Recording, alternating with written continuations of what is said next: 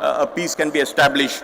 So with that spirit, I want to just convey that I want blessings, all my teachers and all other people, whoever are working for this National Legislator Conference. Satish Mahanaji has taken a great lead for establishing this National Legislator Conference, and we are having the separate agenda today or tomorrow. Thank you, sir, for your participation today. आपका यहाँ पे आना हुआ, मैं समझता हूँ कि ये रिलेशनशिप, इसके माध्यम से और भी बड़ा काम आने वाले समय में हमारे सबके हाथ से हो सकता है. मैं इतना ही कहता हूँ कि भारत में इतने कम मशीनरी में, इतने कम सपोर्ट सिस्टम में भी आज हमारा भारत का जो ढांचा इतना सुंदर तरीके से जो काम भारत में हो रहा है, उसका कारण अपनी सनातन परंपरा है. ये आप सब लोगों को ध्यान में रखना चाहिए. लॉ एंड ऑर्डर की बात लीजिए या बाकी भी काफ़ी सारी चीज़ों की बात ले लीजिए, हमारे रिसोर्सेज का पॉपुलेशन बहुत ज़्यादा है, बट फिर भी ये देश इतना सुंदर तरीके से उभर रहा है. उसका एकमात्र कारण है अपनी सनातन परंपरा, अपना रिलीजन. एंड ये जो हमारे मन की जो भावना, आज जोसेफ स्मिथ साहब का स्टैचू यहाँ पे एस्टैब्लिश किया. मैं क्रिश्चियन धर्म के सभी लोगों को यहाँ अपील करता हूँ, इस्लाम धर्म के भी सभी लोगों को मैं अपील करता हूँ कि इसी तरीके का गेस्चर, प्रभु रामचंद्र का भी पुतला कहीं पे यूनाइटेड स्टेट्स में लगाया जा सकता है क्या? Christians and all the communities need to think कि इस तरीके से वहाँ पे भी, वहाँ के जो हिंदू लोग और जो भाई वहाँ पे है, तो इस तरीके से एक सौहार्द की भावना बढ़ेगी और हम सब लोग इकट्ठा आके इस तरीके का एक मैसेज विश्व में तैयार कर पाएंगे. आने वाली पीढ़ियों के सामने हम इसको ताकत दे पाएंगे. मैं लास्टली इतना ही कहना चाहूँगा कि आज ये एक बहुत अच्छा दिन, सभी जितने भी respected member, today we are opening this dome for the public, you know, and we have established some system, and maybe after for first 2-3 months we are having a free entry, just a little small amount we are requesting to see this World Peace dome, which is a Sant Gyaneshwar and Sant Tukaram World Peace Library, to visit this library. So officially I want to announce and communicate to everybody that from today this dome we have opened up for the common public, and any sort of, you know, community, caste, creed, religion, all over the world, people can come with some belief system and they carry a great message to build up our great nation. Thank you so much once again. And मैं सबके नाम नहीं ले सकता, लेकिन सभी जितने भी महानुभाव यहाँ पे बैठे हैं, सबका मैं अभिनंदन स्वागत करता हूँ. I have just one syllabus copy which we have developed here, the World Peace Syllabus. Today we have the president of the Brigham Young University, Honorable Kevin Wharton. He is here, so I want to hand over this copy to Professor Kevin about the World Peace Syllabus from MIT World Peace University and MIT-ADT University. All the respected member, मैं सबका यहाँ पे अभिनंदन स्वागत करता हूँ. Sir आपका भी यहाँ पे स्वागत. Everybody sitting here on the dais, and I pray that in the future we come more closer and do some meaningful work through this very monument which is created in the human history with a very great manifestation of our beloved founder, Dr. Vishwanath Karad, sir. Thank you so much. Jai Hind, Jai Bharat. Thank you very much, sir, for your address. Thank you very much for sharing your thoughts on this important occasion. Now it's time when I invite the copy of the syllabus of world peace being handed over. A big round of applause, my friends. On behalf of, from MIT World Peace University to Brigham Young University, we are handing over the syllabus to Kevin Wharton. Thank you very much, sir. We request you to kindly go through and take this message of world peace to Brigham Young University. It's time when I invite the Honorable D. Todd Christopherson to address the gathering. But before I invite him, I request my technical team to kindly relay a small film made on Honorable D. Todd Christopherson. Elder D. Todd Christopherson was called to the quorum of the 12 Apostles of the Church of Jesus Christ of Latter-day Saints on April 5, 2008. Elder Christopherson earned his bachelor's degree from Brigham Young University and his law degree from Duke University. He married his wife, Kathy, in 1968. They are the parents of 5 and have 18 grandchildren. At the outset of his legal career, Elder Christopherson practiced law in Washington, D.C. In 1972 to 1974, he served as law clerk to the Honorable John J. Sirica, Chief Judge of the United States District Court for the District of Columbia. He assisted Judge Sirica in the Watergate trials, the White House tapes proceedings, and related matters during that period. Elder Christofferson has served as a full-time officer of the Church of Jesus Christ of Latter-day Saints since April 1993. Initially, he served as president of the Mexico South area of the church, resident in Mexico City. Throughout Elder Christofferson's ministry, he has met with members, missionaries, and religious and political leaders in all parts of the world. These have included leaders such as Luis Almagro, Secretary General of the Organization of American States, the President of Ghana, Nana Akufo-Addo, Oluyemi Osinbajo, Vice President of Nigeria, and in company with the President of the Church, Dr. Alwi Shihab, Special Envoy of the President of Indonesia, among others. Elder Christofferson's efforts to establish goodwill, trust, and collaboration among religious leaders and people of all faiths in many countries has been motivated by his desire to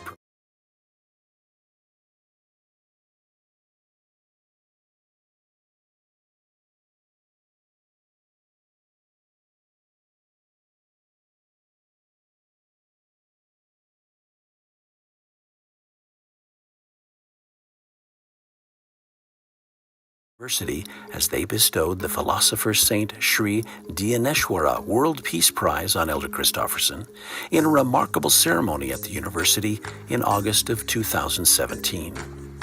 Elder Christofferson has been a champion of freedom generally and religious liberty in particular. He has spoken in many settings on the subject of the free exercise of religion and belief, including at an all-party parliamentary group roundtable at the British Houses of Parliament in London in May 2018.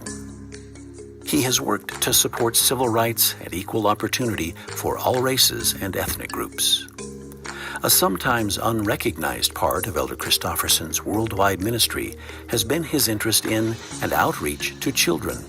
He has met them in the Solomon Islands, Paraguay, Mexico, Brazil, Ghana, and across the globe. He has a special interest in the health and development of children and young people as they represent the future of the church and the world, and wants to protect their innocence and their opportunities in life. Not long ago, in the company of the President of the Quorum of the 12 Apostles, M. Russell Ballard, Elder Christofferson visited the birthplace of the prophet Joseph Smith in the state of Vermont in the United States. These two apostles reflected on the great vision of Joseph Smith and what his testimony of the Father, the Son, and the Holy Spirit has meant in the lives of many millions of people of all ages over the last 200 years.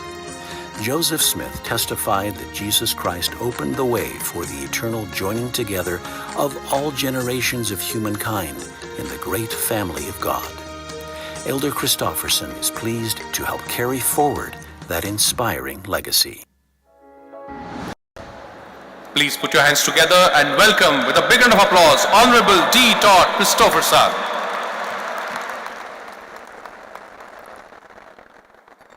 Thank you. I'm honored to greet our distinguished host on this occasion, Revered Professor Dr. Vishwanath D. Karad and Rahul Karad, both dear friends and professors and doctors from the MIT World Peace University. I recognize the Honorable King Hussein and Dr. Ashok Joshi, who've worked tirelessly with Dr. Karad and Rahul Karad to make this day possible. I'm also pleased to recognize the honored guests who've accompanied me on this occasion for this special ceremony that we have looked forward to with great anticipation. President Kevin Worthen of Brigham Young University, Elder David Huntsman of the Huntsman Foundation, and these additional leaders of the Church of Jesus Christ of Latter-day Saints, Elder David P. Homer, Area President for Asia, Elder Jaka Rao Guti of the 70, and these stake presidents of the Church, President Prasad Badireddy, Stanley Massey, Jitendra Kamar Sanai, and Nitya Sundaraj, together with S.V. Suni, Managing Director of the Indian Society of the Church of Jesus Christ of Latter-day Saints. I extend my special thanks to Speaker Satish Mahamaji for his presence here and all of our honored guests, and want to recognize particularly DJ Bodden and Dilip Rom, who are the sculptors of this magnificent statue. Thanks to all of you.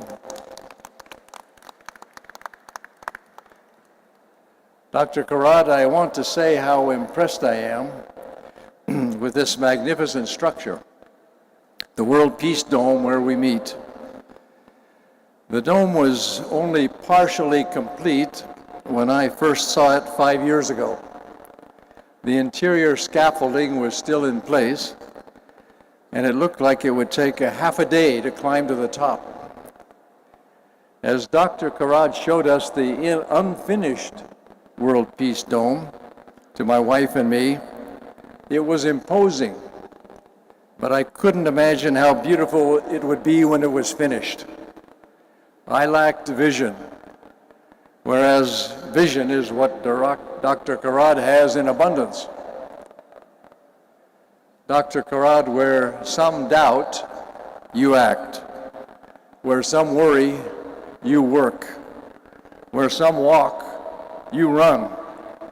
Where others fear, you dare. Congratulations on this exceptional achievement and the ideal of peace for which it stands. It's my privilege to speak for a moment about the life and character of the prophet Joseph Smith. He was born, as has been mentioned, in December 1805 in Vermont, United States of America. As a young man, he was troubled by the contending religions in his area, concerned about his personal salvation. In 1820, young Joseph Smith sought solitude in a grove of trees near his home for answers. While calling upon God, he saw two glorious personages, God the Father and his Son Jesus Christ, standing above him in the air in a pillar of light. They spoke to Joseph Smith, told him the fullness of the gospel would be restored to earth through him in the future. We have ever since referred to this incomparable theophany as the first vision, and it is foundational to all that followed in the unfolding plan of God for the redemption of all of us, his children. In 1823, Joseph Smith, then just 17 years old, was visited by an angelic minister who told him about an ancient record inscribed on gold sheets or plates, buried in a hill near his home. In each of the following 4 years, this same messenger visited Joseph Smith to give him further instruction. Finally, in 1827, after these years of preparation, Joseph was given possession of the gold plates and translated them into English by the gift and power of God. The resulting book, titled the Book of Mormon, contains a record of God's dealing with ancient Americans, culminating with the personal ministry of Jesus Christ to them following his resurrection.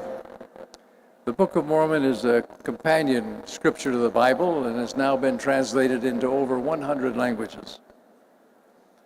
Beginning in 1829, priesthood authority to act in the name of God was bestowed upon Joseph by ancient prophets and apostles who'd been resurrected.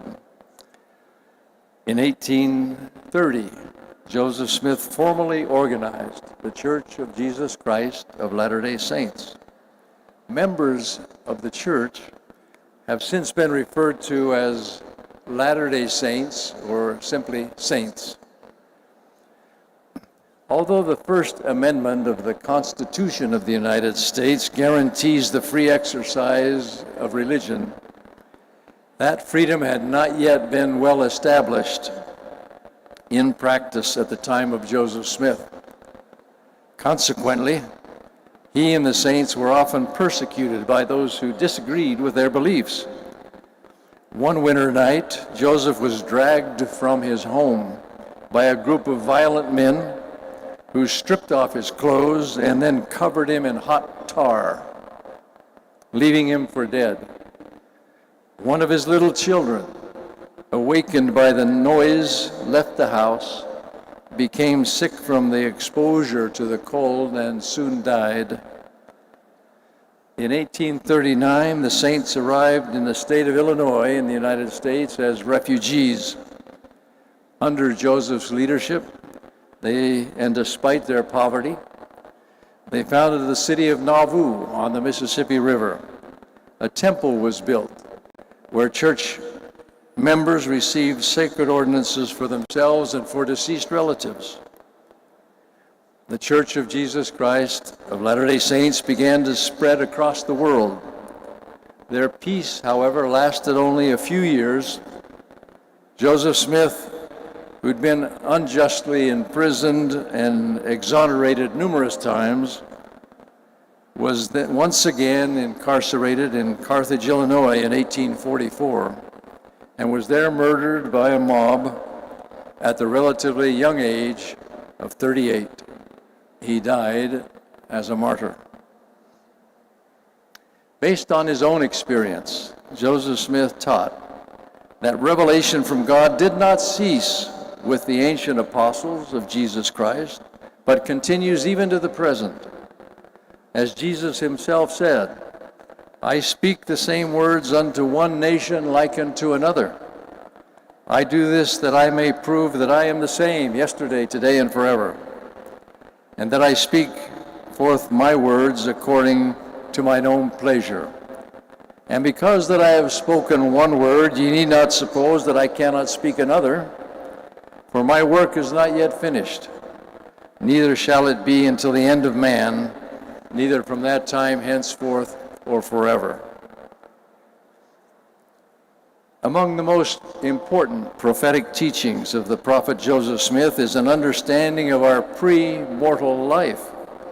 Joseph revealed, man was also in the beginning with God.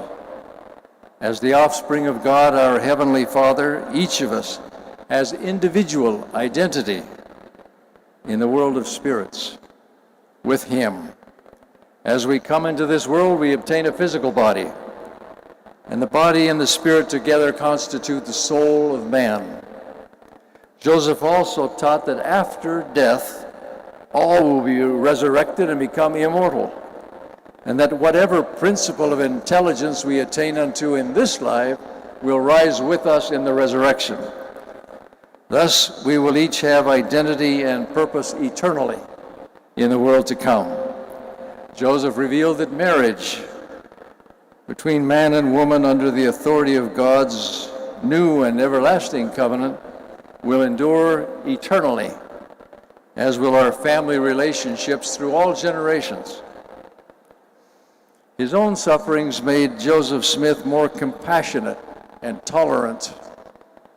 He was vigorous in defending the rights of others. He once said, "If it has been demonstrated that I would give my life would die for a Mormon, I am bold to declare before heaven that I am just as ready to die for a Presbyterian, a Baptist, or a person of any other faith." He lived in poverty much of his life and labored hard to support his family. Consequently, Joseph Smith felt deep empathy for the downtrodden and those who struggle. The poor knew that he understood them. At the same time, Joseph was known for his cheerful disposition. He appreciated good humor, replying, for example, to those who would condemn him and his followers to hell, "If we go to hell, we will turn the devils out and make a heaven of it." Joseph was dynamic and approachable. His people felt close to him and often called him Brother Joseph. He possessed a noble boldness of character, independence of spirit, and a manner that was easy and familiar. Such is the man we honor today with the placement of this statue in the World Peace Dome. To be clear, we do not worship Joseph Smith. He is not a deity, he is not a god. But we readily acknowledge that his continuing influence for good in the world, the revelations that he brought forth, his example of service and sacrifice, and his devotion and witness of the living God, we revere him as a prophet. As I speak to this audience, I feel a great sense of friendship. I'm gratified that you would honor us as members of the Church of Jesus Christ of Latter-day Saints, as you honor the prophet Joseph Smith with his statue in this majestic hall built to promote world peace.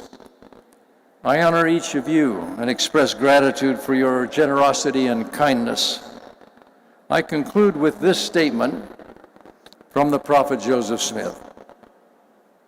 Friendship is one of the great fundamental principles of our faith and doctrine. It is designed to revolutionize and civilize the world and cause wars and contentions to cease, and men to become friends and brothers. Even the wolf and the lamb shall lie down together. The greatest aspect of the mission of the prophet Joseph Smith was to bear testimony of Jesus Christ, that he lives. I add my own testimony in the name of Jesus Christ. Amen. Thank you, and God bless you.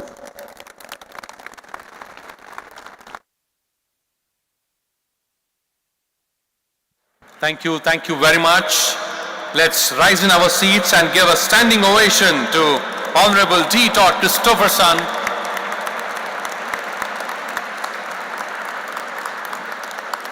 A big round of applause. Thank you very much for coming all the way, and it's really a very, very important moment. Thank you very much. I would now like to invite Honorable Chairman and CEO of SPAN Construction and Engineering, USA, Honorable King Husseinji, to address the gathering. But before I do that, I request my technical team to kindly relay a small film made on life and work of Honorable King Hussein.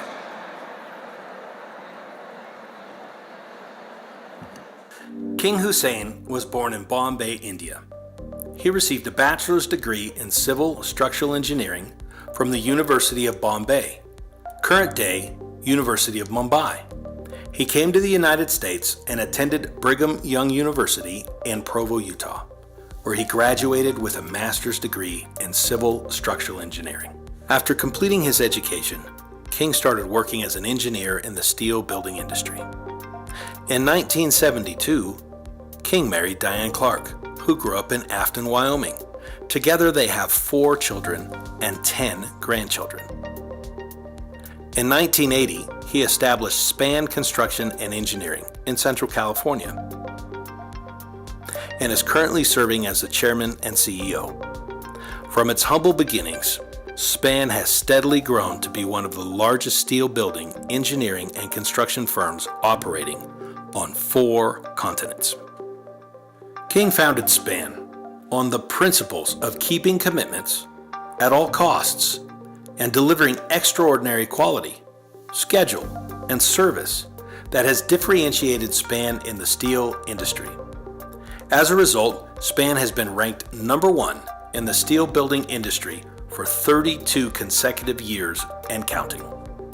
In 2014, King was inducted in the Metal Construction News Hall of Fame, an honor recognizing his impact on the industry. He recently received the Lifetime Achievement Award from the Madeira Chamber of Commerce for his role in the economic, educational, and civic well-being of the community. In addition to his business ventures, King has been a prominent philanthropist, focusing his efforts on engineering education, and supporting interfaith peace worldwide.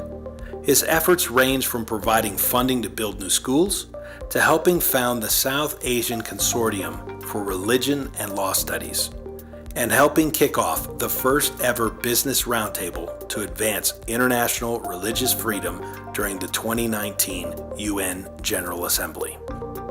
In 2021, King received the Gold Medal Award for Global Business and Interfaith Peace, along with Patrick Gelsinger, CEO of Intel Corporation.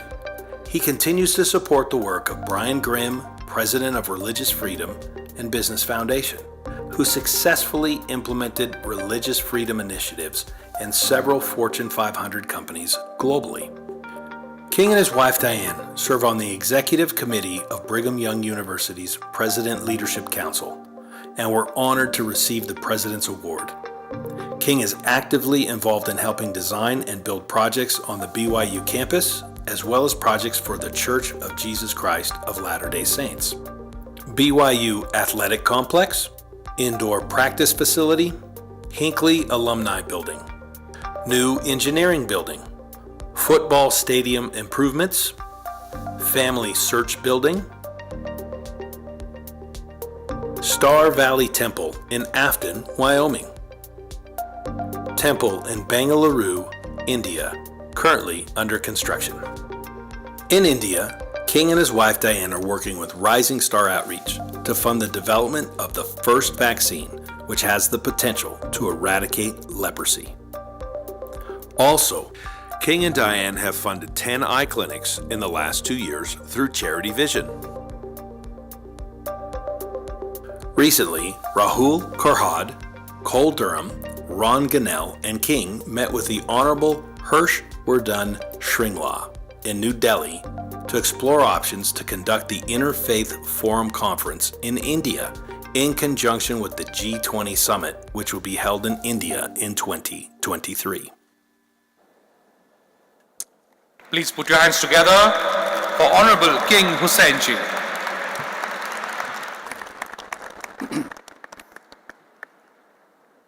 This is an important day for the Church of Jesus Christ of Latter-day Saints.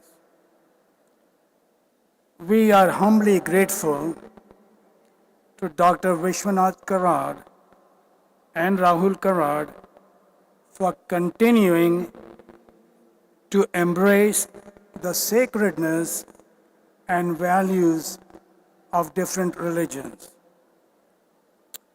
I first met Dr. Karad and Rahul in early 2019 when I visited MIT World Peace University and this dome, along with Cole Durham, the president of the Interfaith Forum of G20.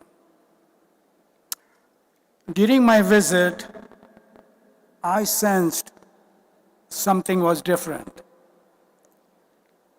Having received my master's degree from Brigham Young University, where learning is not only by study, but also by faith, I realized that MIT also had a higher purpose in educating their students.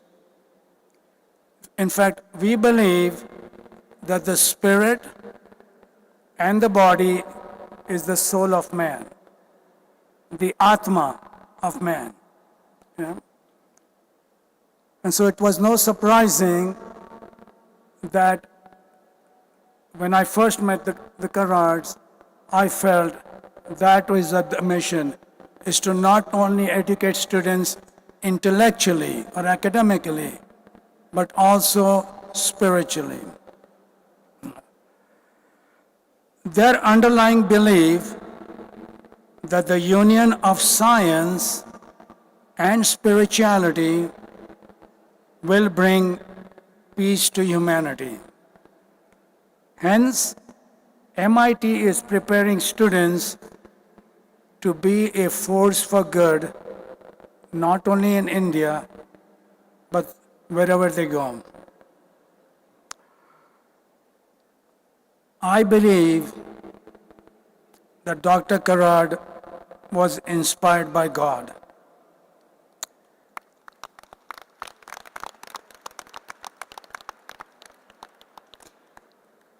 The vision of Dr. Karad to promote peace and harmony for all of God's children has been his focus for a long time. He is following in the footsteps of Mahatma Gandhi,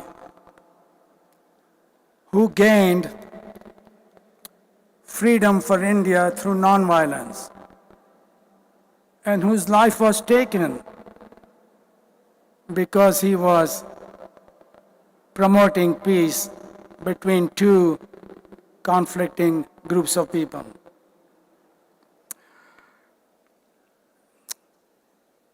Dr. Karad not only had a vision, but he also acted on his vision by creating this magnificent World Peace Dome.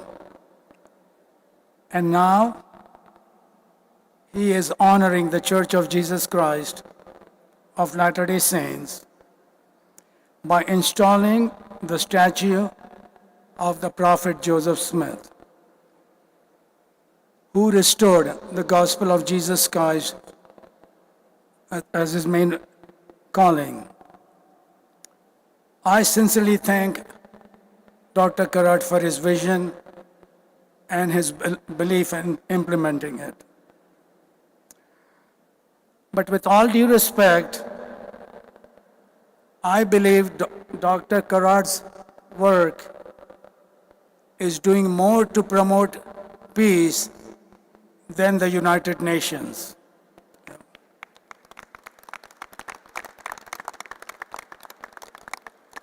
Few days ago, I sent a message to Rahul Karad, thanking him for his support to install the statue of Joseph Smith in this dome.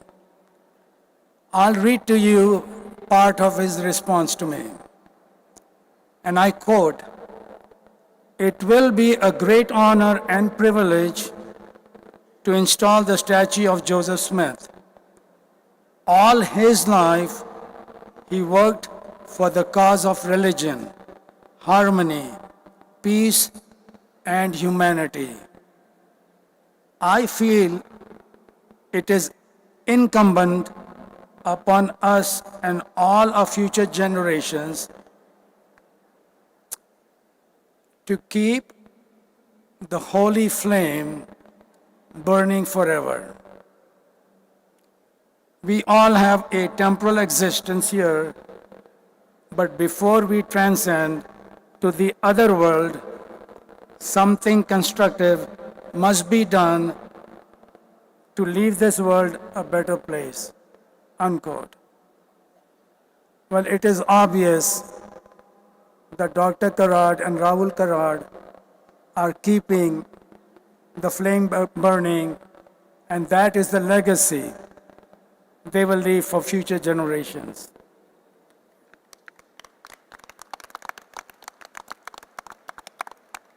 Elder Christopherson asked me to share a brief history of the church in India. The restored gospel of Jesus Christ reached India in 1849 through the tracts from Orson Hyde and preaching by sailors who were members of the church. The first missionaries arrived in India in 1851. Elder David O. McKay was the first leader, the first general authority to visit India in 1921, and he later became the president of the church. In 1982, the church was incorporated in Hyderabad. The church was incorporated as the legal entity by the Indian government, and that was the year the Book of Mormon was printed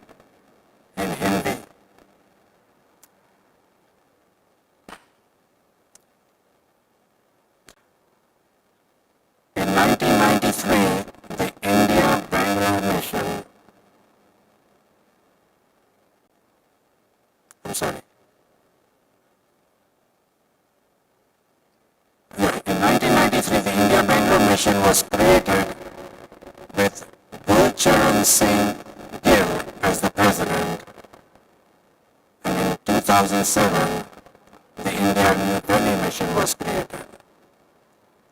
The first take was organized in Hyderabad in 2012 by Elder Gavin H. Oakes and Donald H.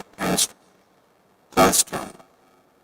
A stake in our church is a unit in the basic organization of the church, and it includes anywhere from 6 to 12 or more congregations. In 2015, a stake was organized in Bangalore. In 2016, a stake was organized in Rajahmundry, and in 2017, a stake was organized in New Delhi, and I was fortunate to be there for that event. And something very important happened in 2018. President of our church, President Russell M. Nelson, announced plans to build the first temple in India in Bangalore, and you saw the image of that temple. Before I share the process of creating the statue of Joseph Smith, I would like to introduce a special guest who is with us today, Elder David Huntsman, who is accompanied by his wife, Michelle. He is the President and Chief Operating Officer of the Huntsman Foundation. And I asked him to share the great work that foundation is doing around the world. Also, the Huntsman family have been doing business with the Reliance Group in India for a long time. So, David Huntsman, it's your time to speak.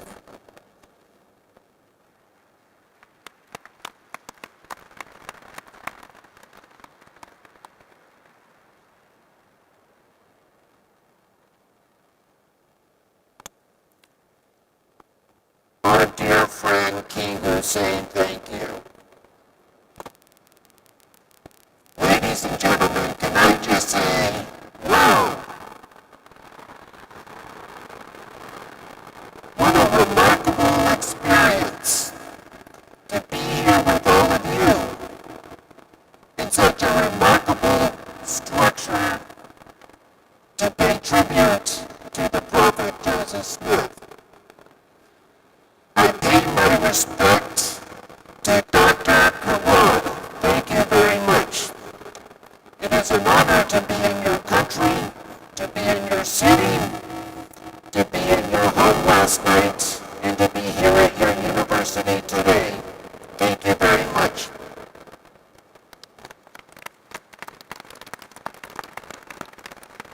It is said that there are two kinds of leaders. One type is a conceptualizer, a visionary, a dreamer that can see a better tomorrow. The other type of leader is an implementer, a practical skill set. Rolls up their sleeves and get things done. Dr. Kawad is a rare individual who possesses both skill sets, and that's why we're able to be gathered here today. I recognize Elder Christopherson and his wife, Sister Christopherson. We love you, we sustain you, and we pray the Heavenly Father will bless you as you travel around the world, blessing the lives of so many. Ladies and gentlemen, it's a great honor for me to be here on behalf of the Huntsman Foundation. It was started by my father. My father found great wisdom in the Bible, in the 5th chapter of Matthew, which talks about our obligation to help the poor, the needy, the sick, the afflicted is an obligation that we all share and we take very seriously. Can I just say one word regarding the prophet Joseph Smith? That is the reason why we are gathered here today. For me, it's very personal. The prophet Joseph Smith was a promoter of love. He was a restorer of truth. He taught about faith, faith in God above. He taught about hope, hope in the life to come. And he taught about charity, charity toward all of our brothers and sisters. Brothers and sisters, I express my gratitude to you to be a part of this remarkable event today. Thank you so much for being here.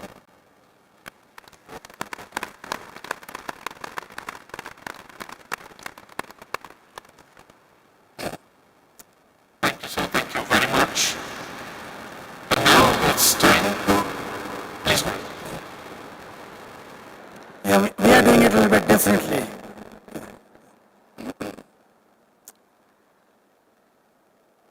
I cannot talk about the process of creating the statue without thanking Dr. Ashok Joshi. He has a very special relationship with Dr. Karad, who refers to Ashok as Samrat, meaning the great emperor. I call him Ashoka, the enlightened one. Yeah. Ashoka is a successful businessman who has lived in the Salt Lake City area for 36 years. He is a trusted friend of the Church of Jesus Christ of Latter-day Saints. He was very instrumental in connecting us with the Karads, with MIT WPU, and helping us for the reason why we are today, to unveil the statue of Prophet Joseph Smith. Ashok warned me, he said, don't mention my name, so I'm going to pay the price for it. Yeah. Elder Christopherson, an apostle of our church, was assigned to oversee this important assignment to create a statue that best resembled the prophet Joseph Smith. To be specific, the first presidency of the church provided a photo of a large statue of Joseph Smith, which is installed at Joseph Smith's birthplace in the state of Vermont. That was to be used as a pattern to create the statue. That statue, along with many others, was created by a talented sculptor, D.J. Bowden, who's sitting on the stand with us today. Okay.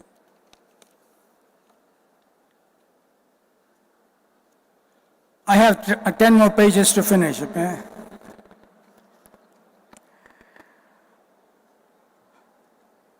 DJ came to Pune, and with the hospitality of the Karads, worked with the local sculptor, Dilip Roham, who is also here today. And together, they created the statue that was approved first by Elder Christopherson, and then he took it to the first presidency for the final approval. And this is the statue image that you see today. Okay. So I want to thank D.J. Bowden and Dilip Roham for their very valuable service. On a personal level, I am grateful to God for the prophet Joseph Smith, for his life of sacrifice and for his role in restoring the gospel of Jesus Christ, including translating the Book of Mormon, because it has blessed my life and brought me closer to Jesus Christ. Among many principles that Joseph Smith taught, he also advocated the right of all human beings, the freedom to worship according to the dictates of their own conscience. He taught, we claim the privilege of worshiping Almighty God according to the dictates of our own conscience and allow all men the same privilege. Let them worship how, where, and what they may. He also encouraged self-reliance and the need to follow the commandment of Jesus Christ to love our neighbor as ourselves. Members of our church and the church itself strives to help those in need all around us, who we believe are also children of God. Our church continues to provide humanitarian aid to the needy in many nations. This is an important commitment by our church over the years. Last year alone, the church provided $1 billion in humanitarian aid to address needs globally.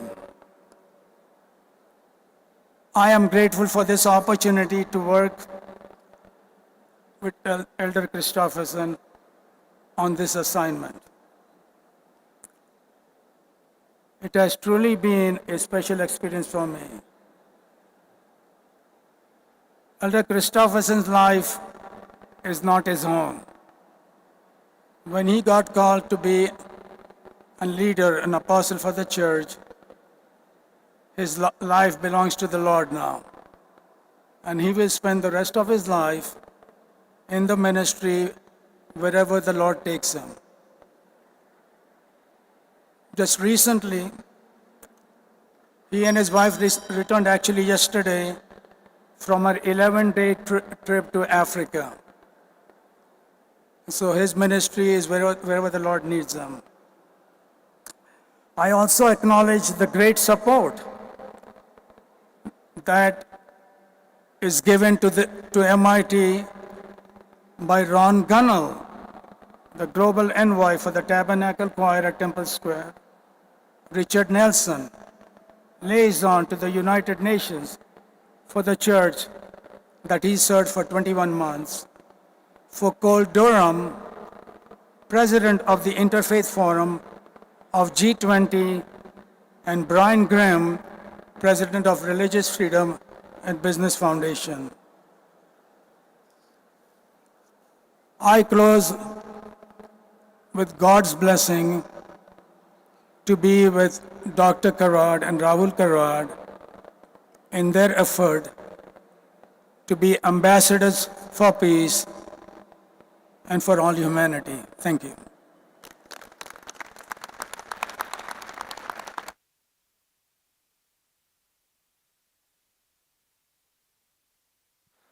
Thank you, sir. Thank you very much.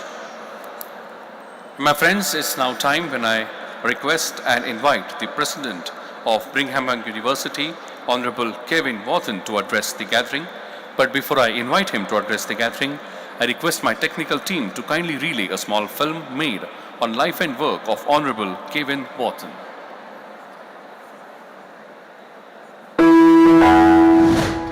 As one of North America's largest church-sponsored universities, Brigham Young University has a unique role in American education.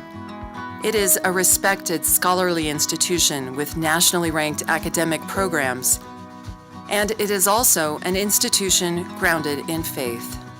Sponsored by the Church of Jesus Christ of Latter-day Saints, BYU is home to more than 34,000 students. Kevin J. Worthen was inaugurated as its president in 2014.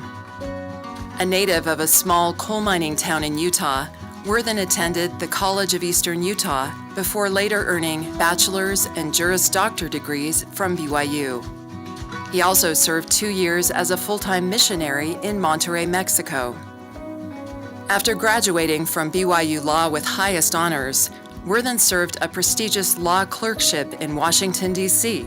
with Justice Byron R. White of the United States Supreme Court. As a legal scholar, Worthen specializes in Native American law and the rights of indigenous peoples. He practiced law in Arizona before joining the BYU faculty, later becoming dean of BYU's highly ranked J. Reuben Clark Law School. He and his wife Peggy are the parents of 3 children and 7 grandchildren. As BYU's 13th president, one of Worthen's goals is to expand hands-on experiential learning opportunities for undergraduates. The multi-million-dollar Inspiring Learning Initiative, which he founded, has provided research, mentoring, and learning experiences for thousands of students. President Worthen has encouraged students to live with faith and to use their education to heal and serve the world. At the entrance to the BYU campus, a sign encourages students to enter to learn and go forth to serve. President Worthen's life has embodied this phrase as he has faithfully served his family, his church, the university, and its students. Please put your hands together and welcome with a big round of applause Honorable Kevin Worthen.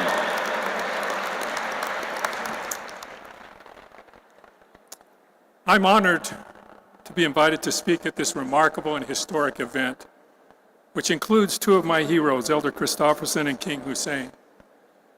I'm extremely grateful to Dr.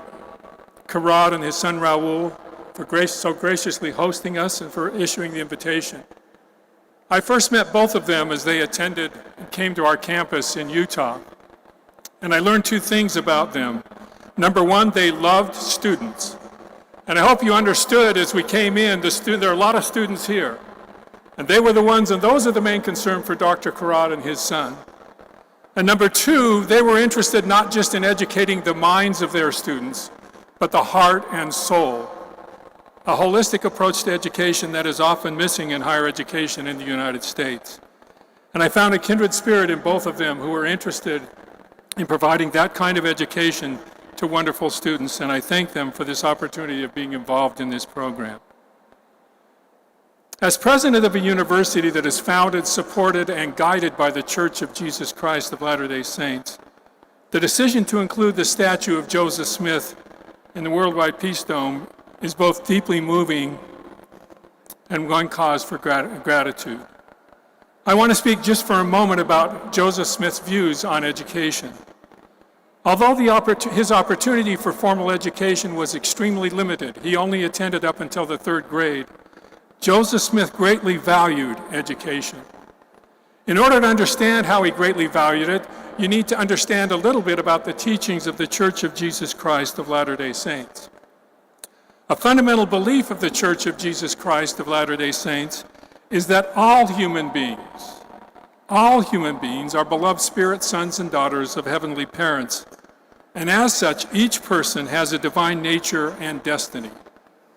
As Elder Christofferson explained in his remarks, we believe that all human beings lived with God as his children in a pre-mortal existence, and that in that realm, we accepted his plan by which we, his children, could obtain a physical body and gain earthly experiences to progress toward perfection and ultimately realize our divine nature as heirs of eternal life, of God's life. One of the primary purposes of this mortal life, therefore, is to learn things of eternal significance that we could learn in no other way. Education is thus central to what we believe is God's plan for his children. Joseph Smith taught that it is impossible for a person to be saved in ignorance. He taught that a person is saved no faster than they gain knowledge, and that the glory of God is intelligence. He also taught that whatever principle of intelligence we attain unto in this life, it will rise with us in the resurrection. And if a person gains knowledge and intelligence in this life through diligence and obedience, he will have so much the advantage in the world to come. As subsequent church leaders have explained, to members of the Church of Jesus Christ of Latter-day Saints, salvation itself through Jesus Christ is a process of education. Knowledge is a means of eternal progress. While the core exalting knowledge we seek centers on the truths of the gospel of Jesus Christ, our need to learn is not limited to traditional theology. Joseph Smith taught that the first and fundamental principle of our holy religion is that we believe we have a right to embrace all and every item of truth without limitation. In a revelation given to Joseph Smith, God commanded Latter-day Saints to learn, quote, things both in heaven and in earth and under the earth, things which have been, things which are, things which may shortly come to pass, things which are at home, things which are abroad, the wars and the perplexities of the nations and the judgments which are on the land, and a knowledge also of countries and kingdoms. Those of you who are listening may have seen talk about the disciplines of geology, astronomy, history, political science. These are all commandments we believe from God to learn these things. In short, as the BYU mission statement makes clear, the gospel, as we understand it, encourages the pursuit of all truth. Thus, for Latter-day Saints, as one of our church leaders said, the acquisition of knowledge is a sacred activity. With this background, one can understand why a visitor to a 19th century Latter-day Saint community founded by Joseph Smith observed that Latter-day Saints have what he called an extravagant thirst for knowledge. One can also understand why the Church of Jesus Christ of Latter-day Saints has established Brigham Young University and 3 other institutions of higher education, and why it is now developing online educational opportunities for people throughout the world. Joseph Smith also taught that the ultimate goal of education is not solely the acquisition of abstract information. The goal is to change our nature, to develop our character so that we can become more godlike. And that requires, among other things, that we learn to serve others unselfishly as Jesus Christ did. Education is important in that respect because the more we know, the better we can serve. As Brigham Young taught, our education should be such as to improve our minds and fit us for increased usefulness, to make us of greater service to the human family. Or in the words of our current prophet, Russell M. Nelson, we educate our minds so that one day we can render service of worth to somebody else. Thus, our goal at Brigham Young University is not merely to provide students with the skills they need to get a job, though that is important. It is to help prepare them to serve and lift others now and in the eternities. That kind of preparation requires a unique university model, one that teaches students to seek learning, as Joseph Smith taught, by study and by faith. At Brigham Young University, we believe that study and faith reinforce each other, that belief enhances inquiry and study amplifies faith.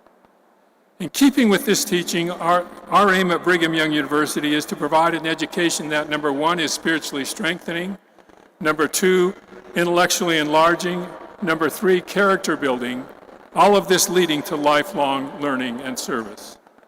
A sign at the entrance to the university sums it up well. It reads, "Enter to learn, go forth to serve." I hope each of you will have an understanding of what Joseph Smith meant when he said, "In knowledge there is power, power to fulfill our divine destiny as children of God." My wish on this occasion is that those who enter this dome and this university feel a measure of that power as they experience this sacred space. Thank you.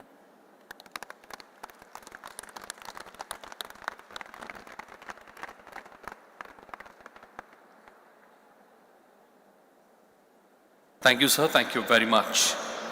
And now it's time when I request the founder president of Mahabodhi International Meditation Center, Leh, Ladakh, Bharat, Venerable Bhikkhu Sangasena ji to address the gathering. But before I do that, I request my technical team to kindly relay a small film made on life and work of Venerable Bhikkhu Sangasena ji.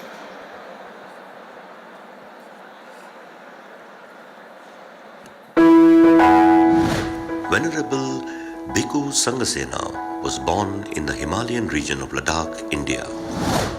At the age of 17, he joined the Indian Army, where he developed a strong sense of personal discipline and responsibility.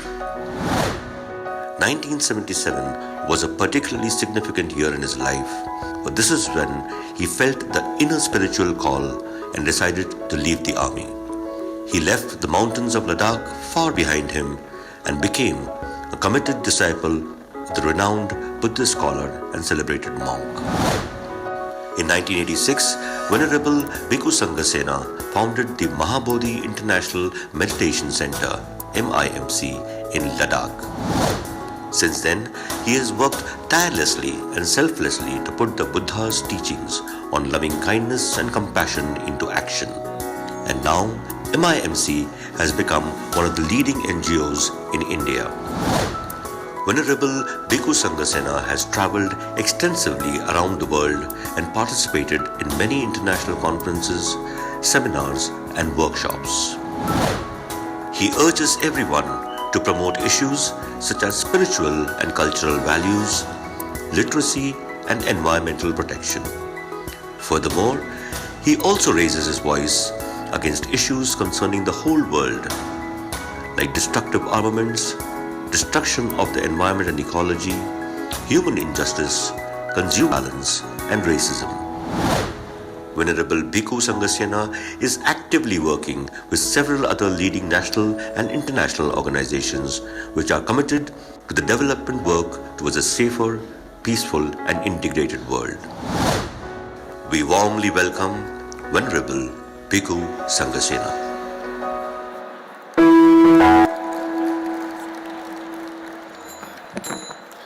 Distinguished guests, ladies and gentlemen, before I proceed further, with the permission from the guests and all of you present here, I would like to facilitate, I would like to pay our respect and gratitude to the man who created the peace of heaven on earth, who brought so many people from all parts of the world together in this beautiful world peace home and allow us to experience something very, very historic and unique. And this person is no other than Dr. Karat, the founder of this esteemed university, University of Peace. There are so many universities, so many institutions, but University of Peace, University of Harmony, University of Religious Harmony are not many. So I hope you will all agree with me on behalf of everyone present here. We'd like to pay our respect and felicitate Dr. Karat, the embodiment of peace and harmony, the embodiment of religious harmony. I hope you all agree. Thank you.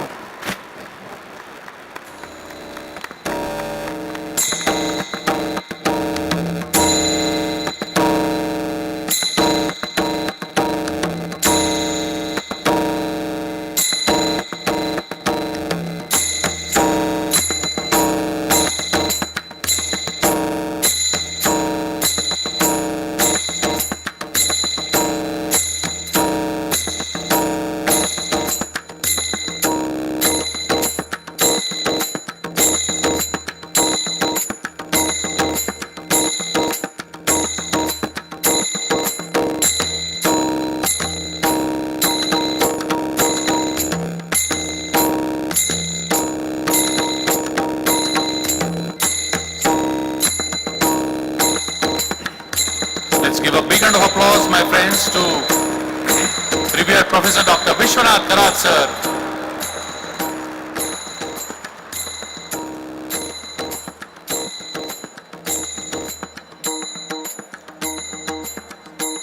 Thank you very much. I now request Venerable Bhikkhu Sangasena ji to address the gathering.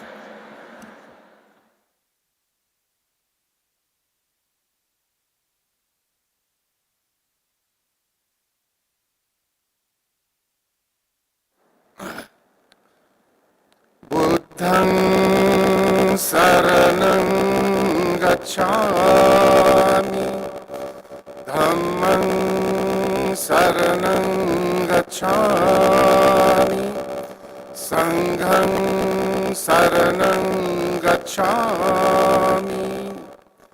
May all the divine beings, may all the divine powers from all the directions of the universe may kindly look at us and shower their blessing upon all of us who have come together in this beautiful, the peace, World Peace Dome for the success of our coming together. Thank you. The chief guest for the occasions, Honorable Satish Mahana ji, the honorable speakers of the Assembly of Uttar Pradesh, and our most respected and dearest Drs. D. Vishwanath Karat, the founder of this magnificent University of Peace, and our dear Dr. Rahul Karat, and all the distinguished guests present on the dais and off the dais. Namaskar, Jule, greetings, warmest greetings to all of you from the coldest land of Ladakh in the Himalayas. It is my great honor and privilege to come and be part of this historic programs, the World Peace Harmony Conference, and unveiling the statue of the Prophet Joseph Smith, the American religious leader and the founder of the Church of Jesus Christ of the Latter-day Saints at World Peace Dome, Vishwaraj Bhog, Pune, Bharat. I do not know what to express how to express in words the experience, the feeling I have in this magnificent, World Peace Dome. The peace, the love, the harmony, the friendship I'm experiencing here cannot be expressed in words. Therefore, I'm finding difficult to find words to express my gratitude to Dr. Karat for creating this wonderful place.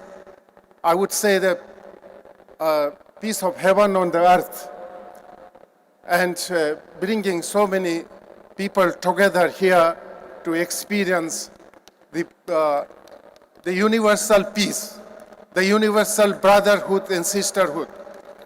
The truth is one, peace is one. People maybe look different, but this, we visit so many places in the world, we meet so many people, but this kind of place and this kind of meeting is truly rare.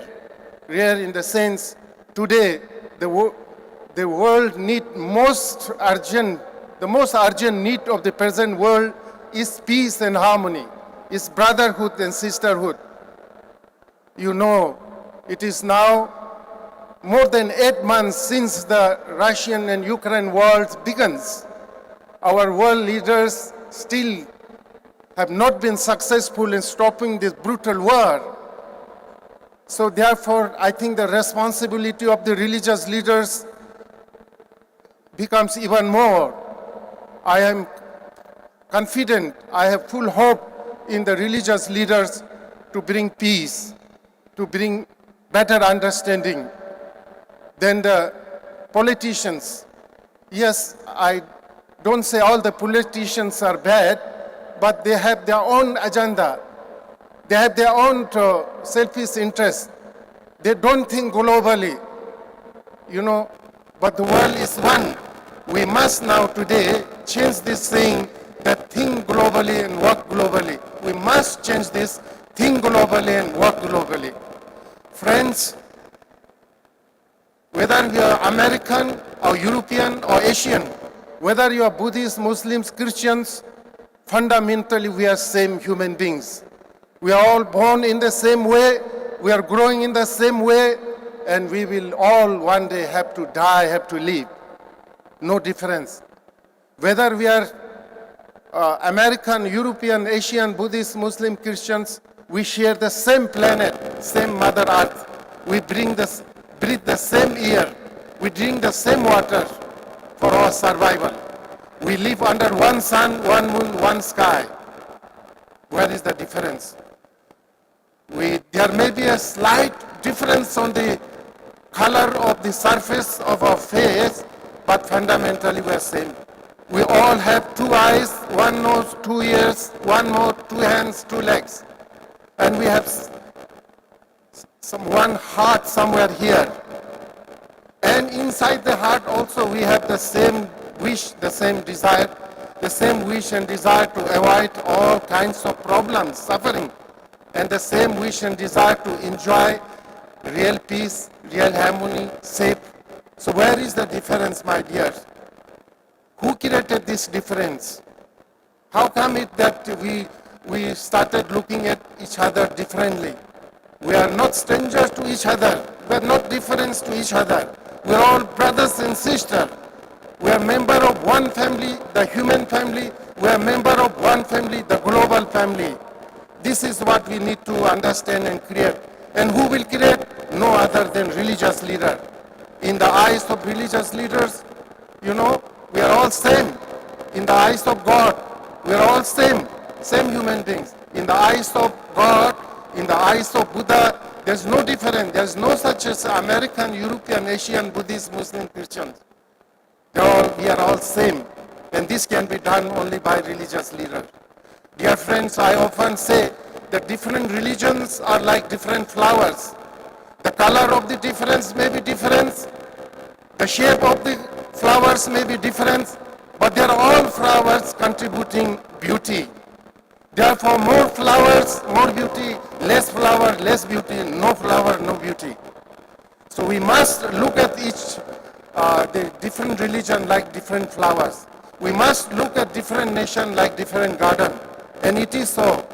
And if we can develop this attitude, the new attitude, new views towards others, the world will be different, friends. There will be no war, there will be no killing, there will be no division, there will be no hatred. The world, this very earth will become heaven. We all can experience divine life here and now. We don't need to think and wait to experience heavenly world or heavenly life. It is right here. We need to clean our hearts. We need to clean our wrong views or misunderstanding about each other. We are all brothers and sisters. And for this, I must say, Dr. Karat, the founder of this university, is the best example. He is the best example of Vasudeva Kutumbaka. He is the best example of Jagat Guru. For me, you sir, you are the real Jagat Guru. We have many Jagat Gurus, but you are the real Jagat Gurus. You can see it. So many people from all parts of the world are here, sitting together, sharing together love and compassion. You are real Jagat Guru, and you are the best example of Vasudeva. The world is one family. Sir, we pray and invoke the blessings of the Lord upon you for your good health and long life, so that you can continue to guide the humanity and bring peace and harmony in the world, which is much more needed than ever before. You are our light, you are our delight, you are our guide, sir. Guide, light, delight. Thank you so much for your love, for your hard work, for creating this. And I look forward to work with you. From the top of Himalaya, I look forward for your guidance to work together for world peace. Last 30 years, I have been enrolled in world peace work and religious harmony. Some 10-15 years before, I had the honor to meet him in some conference. Ever since I knew him, I have been trying to visit, but somehow got delayed. Finally, I am here. I'm so happy to be here to see and experience this wonderful. I'm feeling such a great peace and harmony and love here. I hope you all are experiencing. If you are not experiencing, I'm sorry. You can't find in other place, there is no hope for you others if you cannot experience peace and harmony, love and compassion here in this beautiful like heaven, Peace Pagoda. I will not take much time. I know so many distinguished speakers here. And let us all take a vow today before we leave. Before we leave this holy place, this secret place, let us take a vow that from today, all of us who are present here is a messenger of peace.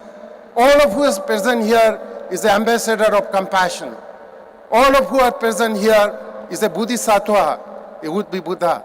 If we all can take this vow and consider ourselves messenger of peace, ambassador of compassion, a Bodhisattva, the world, we can change, my dear world. The world is whatever problems there are created by us. So therefore, anything created by us can be stopped, can be reversed. We are the hope, you are the hope of the future of the world, my dears. Thank you so much. Thank you so much for coming together. From today onwards, we will all dedicate our life for the peace and harmony, brotherhood of this beautiful earth, this beautiful human life. We can't afford to waste this precious human life. Thank you so much. Thank you very much. Let's give a big round of applause to Venerable Bhikkhu Sanghasena ji. Thank you very much.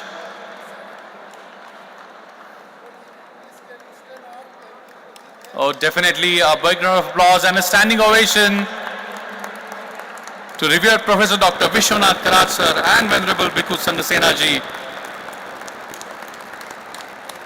Lord Christopher son, such a beautiful gathering, and I'm really happy to announce, I request everyone to be seated please.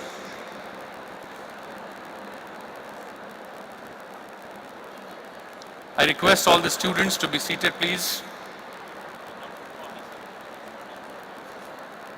We have few more moments to go before we conclude with the ceremony. I request all the students to be seated please. My friends, it is really a good fortune to announce on behalf of Honorable Executive President of MIT World Peace University, Shri Rahul V. Karad, that those who are interested in undertaking a dedicated meditation program, MIT World Peace University would be sponsoring a 1-week dedicated program to meditation at the center of Mahabodhi International Meditation Center, Leh Ladakh, Bharat. Let's give a big round of applause to this thought that MIT World Peace University on behalf of Executive President Shri Rahul Karat sir would be sponsoring 1-week meditation program at Leh Ladakh. If any student is interested, you are requested to write an email to registrar at mitworldpeaceuniversity.com and express your wish. Thank you very much. Let's give a big round of applause to Rahul Karat sir for this thought and execution. Thank you very much.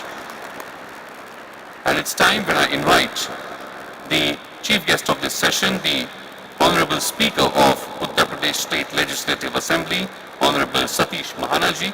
But before I invite him to address the gathering, I request my technical team if they can please play a small film made on life and work of Honorable Satish Mahanaji. Shri Satish Mahana is member and incumbent speaker of the Uttar Pradesh Legislative Assembly. He has served since the 11th Legislative Assembly and is currently representing Maharajpur constituency of Kanpur.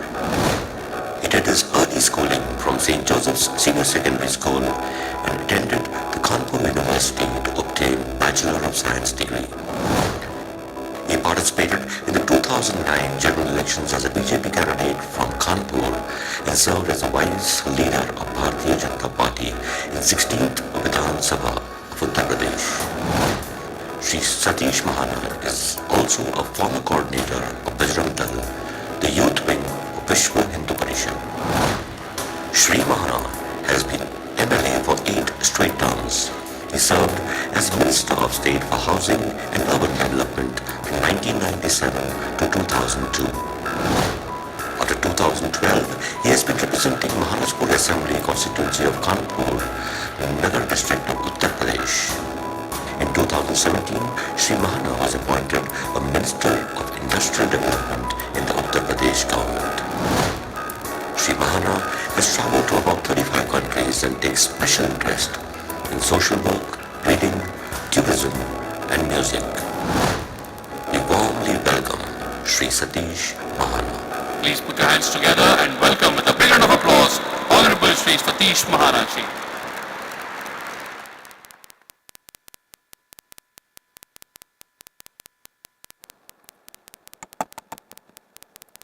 Hello, yes.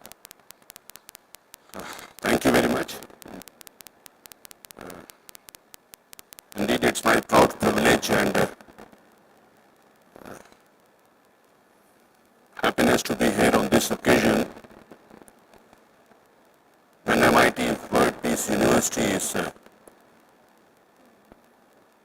organizing this program of World Peace and Harmony, and also unveiling of statue of Prophet Joseph Smith, American religious leader and founder of Church of Jesus Christ. I would like to thank respected Shri Vishwanath Karat ji, Shri Rahul Karat ji for inviting me here.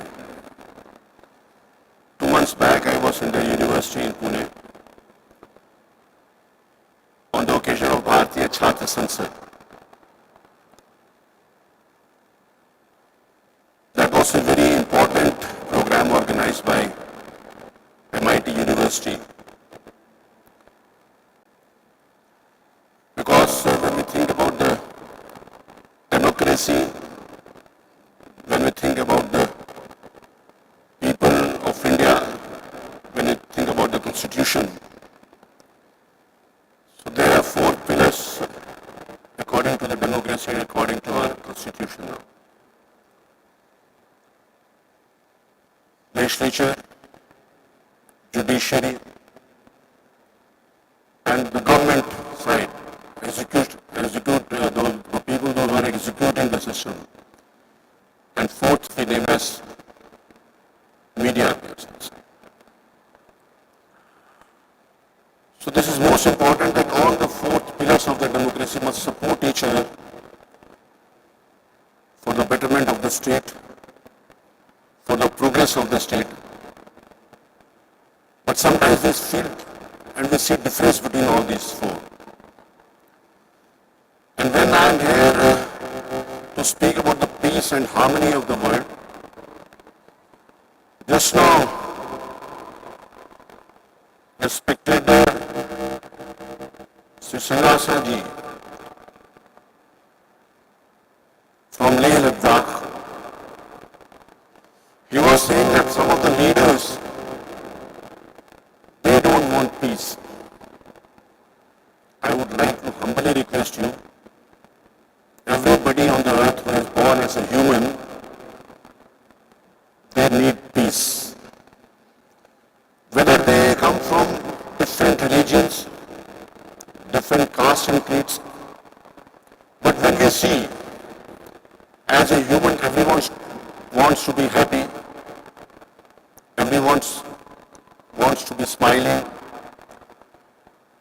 and when we look after any of the persons across the world, the face of the smiling person is the same.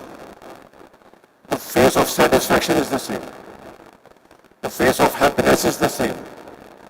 Whether he comes from Christianity, whether he comes from Hinduism, whether he comes from different religions also. And unfortunately, when he is sorrow, when he is sad, so that is the same face across the world and across the universe also. So everybody wants to be happy and everyone wants to have peace in their mind. For that we have to come together. And when we come together, this word has been used many a times on many important stages across the world also, especially from the culture where we come. We say Vasudhaiva Kutumbakam. Vasudhaiva Kutumbakam, whole family as a word. Word as a family. When word is a family, so everybody wants peace within the family also. We come from the religion where we say, Sarve Bhavantu Sukhina, everybody must be Sukhi. Sarve Santu Niramaya, Sarve Bhadrani Pashyantu Ma Kaschat Duphago. don't say that only this religion of the people living on this earth, this country, this religion, they must be happy. We want the world to be happy. We want that world must be, the world must come together as a family for happiness and peace. Sometimes I think that the religious leaders, those who are well placed, they have to come on the same platform. In our culture we say that every river, flowing river has to go to the ocean. Similarly, when we say that every religion goes to the God, and all religions, they have only one thing. You must be kind, you must be cordial, you are not only for yourself, you have to work for the poor, work for the mankind. But when you work for the mankind, then it is important that you are a pure human being. So this thing has to come from the religious friends. Is it possible, as Rahul was saying, that this statue, important statue, whom we all respect, and that's why we are here, who has worked for the humanity, who has built up that church for the Jesus Christ there in America, is it possible that across the world, these type of statues from India only, as Rahul said, कि भगवान राम की statue भी वहां पर लग सकती है क्या? Come with this faith. We have to come forward. We are trying that this time we try that we are more superior than one another. हम दूसरे से श्रेष्ठ होने की बात करते हैं, हम दूसरे को नीचा दिखाने की बात करते हैं, हम दूसरों को साथ लेने की जिस समय बात करेंगे उस समय हम पीस की बात करेंगे. मैं इस बात को कहना चाहता हूं कि many a times when people are there, लोग कहते हैं कि हम किसी की टांग खींचने की बात करते हैं, हम किसी को नीचा दिखाने की बात करते हैं. ये नहीं करना चाहिए. We can say something better of us. हमारे को अपनी लाइन बड़ी खींचनी है, दूसरे की लाइन छोटी करने का काम नहीं करना. हम अपने बारे में अच्छा बताएं, ये महत्वपूर्ण हो सकता है, ये जरूरी हो सकता है, लेकिन हम किसी को नीचा दिखाने की बात करें ये जरूरी नहीं हो सकता.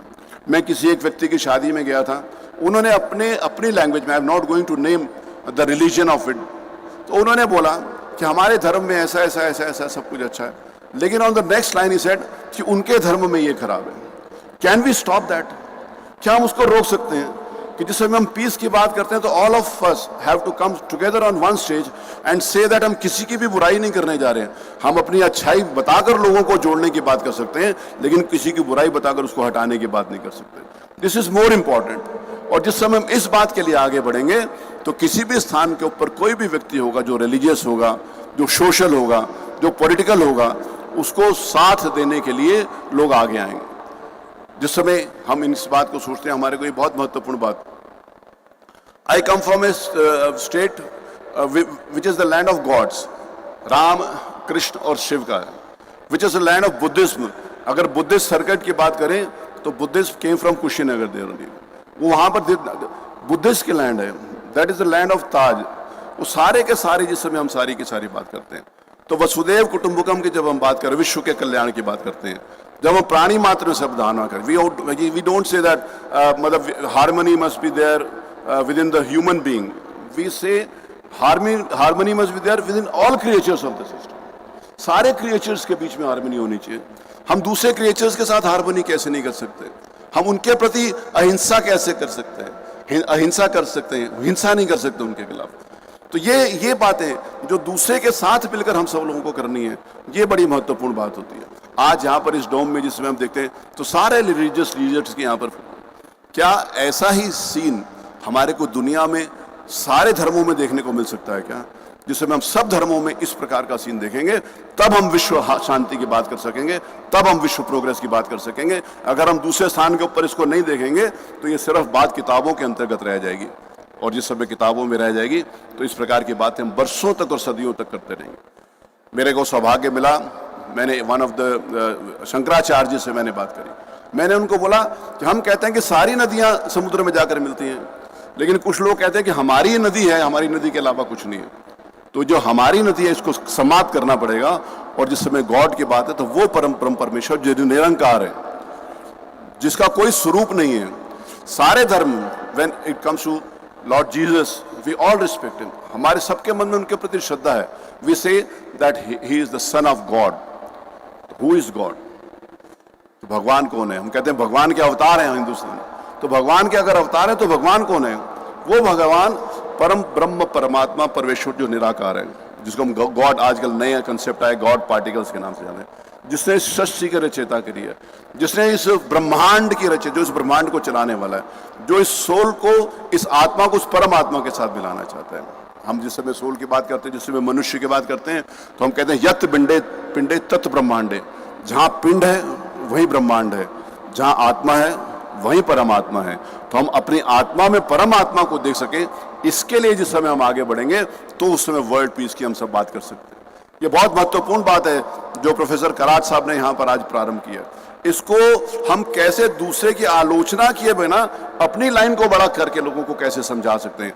क्या जितने भी स्पिरिचुअल लीडर्स हैं, क्या ये अपने धर्म को मानने वाले लोगों को ये बता सकते हैं क्या कि कोई भी पॉलिटिकल आदमी, कोई भी सिस्टम आपको अगर रास्ते से भटकाने का प्रयास करे तो आप उससे पे मत भटकना, आप ह्यूमैनिटी के ऊपर चलना, आप इंसानियत के ऊपर चलना? क्या ऐसा कर सकते हैं क्या? हम अपनी कमजोरी कहीं दूसरे के ऊपर तो नहीं डाल सकते। इस बात को सब हम लोगों ने देखना है। और जिस समय हम सब लोग मिलकर, जैसे मैंने कहा कि डेमोक्रेसी के चारों पिलर मिलकर जिस समय काम करेंगे, उस समय हम डेमोक्रेसी की पूरी बात कर सकेंगे। उसी प्रकार से मैं कहता हूं कि इस धरती के ऊपर रहने वाले हर व्यक्ति, किसी भी धर्म के हों, किसी भी जाति के हों, किसी भी पंथ के हों, जब सब लोग एक भाषा में का उपयोग करेंगे तब हम विश्व शांति की बात कर सकें। हमारी भाषा अलग हो, हम दूसरे को नीचा दिखाना चाहें। अभी पिछले दिनों एक सीन हम सब लोगों ने देखा, किसी एक स्थान के ऊपर कोई एक व्यक्ति अपने धर्म के बारे में बता रहा था, उसको बताने की अधिकार है, उसको कहना चाहिए, लेकिन अपने धर्म के बात बताते बताते दूसरे के धर्म की आलोचना वहीं पर शुरू कर दी। तो ये इस धरती के ऊपर स्वीकार नहीं होगी। इस धरती के ऊपर स्वीकार वही होगा जो अपनी बात कह सकने के साथ दूसरे का सम्मान करे। दूसरे का सम्मान किए बिना हम विश्व शांति की बात नहीं कर सकते। और जब हम दूसरे का सम्मान करेंगे, और वो हमारे धर्म ने, हमारी संस्कृति ने, dharma is not only the way of religion, it is not only the way of worship. Dharma is what is inbuilt of humanity. Humanity is dharma, our duty is dharma. हम कहते हैं कि सूरज का क्या धर्म है? सूरज का धर्म है गर्मी देना। हम कहते हैं कि चंद्रमा का क्या धर्म है? चंद्रमा का धर्म है शीतलता देना। हम कहते हैं पिता का क्या धर्म है? अपने बच्चों का पालन पोषण करना। और बच्चों का क्या धर्म है? अपने पिता का सम्मान करना। ये धर्म है। और जिस समय इस धर्म की बात करेंगे तो उस समय वर्ल्ड पीस की बात होगी। जिस समय दूसरे के चेहरे के ऊपर मुस्कुराहट देखने की बात करेंगे उस समय वर्ल्ड पीस की बात होगी। जिस समय प्लेजर ऑफ गिविंग नहीं, प्लेजर ऑफ गिविंग होगा, प्लेजर ऑफ टेकिंग नहीं होगा। जिस समय किसी को कुछ देकर हम उस ज्ञान को बढ़ाने की बात करेंगे, उन संस्कारों को बढ़ाने की बात करेंगे, तब विश्व शांति की बात होगी। जिस समय हम विश्व शांति की बात करेंगे उस समय पूरा देश, पूरी दुनिया एक प्लेटफॉर्म के ऊपर आएगी। और वो ह्यूमैनिटी होगी, वो मानवता होगी, वो समर्पण होगा, वो एक दूसरे को कुछ देने की बात होगी। हम एक दूसरे को देने की बजाय एक दूसरे से लेने का प्रयास करते हैं। और जब हम लेने का प्रयास करते हैं तब विघटन होता है। जब देने का प्रयास करते हैं और देने वाले का हाथ हमेशा ऊपर रहता है, अपने आप को हमेशा ऊपर रखने का प्रयास करेंगे, तब विश्व शांति की हम बात कर सकेंगे। मैं बहुत बहुत आभार व्यक्त करता हूँ डॉक्टर कराट के प्रति। उन्होंने बहुत बड़ा मिशन अपने हाथ में लिया है। ये कोई छोटा मोटा मिशन नहीं है, बहुत बड़ा मिशन उन्होंने अपने हाथ में लिया। और उसके लिए उन्होंने काम मूर्ति रूप में करके दिखाया है। मन, वचन और कर्म से अगर कोई व्यक्ति एक नजर आता है तो मैंने डॉक्टर कराट को देखा है कि मन, वचन और कर्म से वो अपने लिए, पूरे समाज के लिए समर्पित। मैं उनको बहुत बहुत शुभकामनाएं देता हूँ। मैं भगवान से प्रार्थना करता हूँ कि स्वस्थ रहें, दीर्घायु हो इनकी, और इस प्रकार का ये काम समाज की एकता का, शांति का, सद्भाव का, समर्पण का ये हमेशा करते रहें। इन्हीं शुभकामनाओं के साथ मैं पुनः एक बार आपके प्रति हृदय से आभार व्यक्त करता हूं। बहुत बहुत धन्यवाद। जय Hind. A big round of applause, my friends, for Honorable Satish Mahana ji. Thank you, sir. Thank you very much for your words of wisdom. I request all the students to give a standing ovation to Satish Mahana ji. Last 35-37 years consistently he has won the election and 8 times MLA, and the faith of the people, love of the people, and the spotless career. Important thing is the spotless career of such a leader. Thank you so much, sir, for your participation. Thank you, sir. Thank you very much. And now it's time when I invite UNESCO chairholder, Revered Professor Dr. Vishwanath Karat, sir, founder and chief patron of MIT-ADT Pune and president of MIT World Peace University, Pune, Bharat, Please put your hands together and welcome with a big round of applause, revered Professor Dr. Vishwanath Karad sir.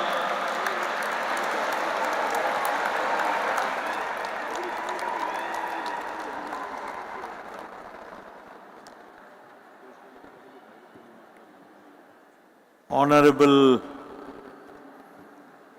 Chief Guest of today's function, the Speaker of Uttar Pradesh Assembly, Sri Satish Mahanaji, and most revered Honorable D. Todd Christopherson, a religious leader, a member of the Quorum of the 12 Apostles of the Church of Jesus Christ of Latter-day Saints from Salt Lake City, and all his colleagues, the Honorable Vice Chancellor King Hussein, and so many great men accompanying him on this most historic occasion of installation of the Prophet Jesus Smith. A very unique event is taking place today, and what a good fortune, friends. Ashok, can you come here?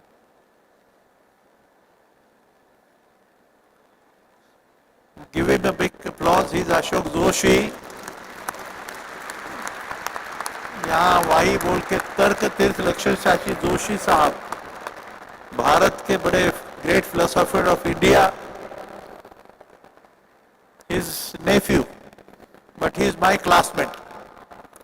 We were together studying in College of Engineering, Pune, and let me tell you friends, he has so much in his belly and the heart to say and speak to you, but only because of the time constraint, he is keeping mum. We had the fortune of meeting in the city of Chicago. You know it, friends, the Chicago is more known in the whole world because of the very unique speech and an address which was delivered by the great nobles of India, your own elder brother, in the year 1893, on 11th September.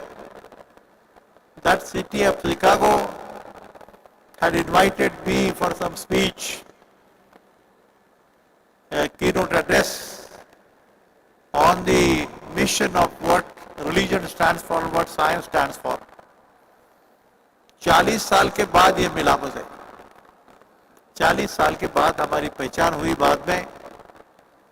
And he said to me, Vishwanath, we are meeting after 40 years nearly, but I want to insist and request you, like a brother to you, that you must come to Salt Lake City. And he made a mention of this Mormon community. ये तो नाम मैंने सुना नहीं था. जब अशोक बोला कि एक बार आओ और देखो तो सही, you must come and see and meet them. What is their uniqueness? And after some time in 2015, I had the fortune of visiting Salt Lake City as one of the keynote speakers in an assembly of about 10,000 delegates. Imagine, 10,000 minimum. And the Honorable Vice Chancellor and everybody, Richard Nelson is sitting here, King Hussein is sitting here. I had the fortune of delivering an address to those 10,000 people. I can't imagine. This is not more than 2,000 to 3,000. But 10,000 delegates coming from world over of different religions. And some or the other, I could speak for about 10 minutes, only 10. And had a mention of the words of wisdom that union of science and religion, oblique spirituality alone will help to bring harmony and peace to mankind. I still remember Ashok knows, Milind Pandey, our Vice Chancellor, knows. For this one sentence, 10,000 delegates stood up for 2 minutes. I'm not praising myself. I'm telling you the truth. And it was such a huge applause in appreciation of the words of wisdom spoken by Vivekananda. And I was instrumental to repeat. And that time it was decided that yes, he explained to me this whole story, and then he arranged Richard Nelson and himself, and our another friend was King Hussein. Not very difficult to meet Todd Christopher's son, who is sitting here in this hall. It was a very unique appointment. We were meant to sit 10 feet away from his chair. Not for a difference, but when I learned, मैं इतना कहूँगा भाई, ये भारत के जो वैष्णव परंपरा है ना, माना जी ये सुनने लायक है. मैंने देखा कि ये हमारे वाइस चांसलर,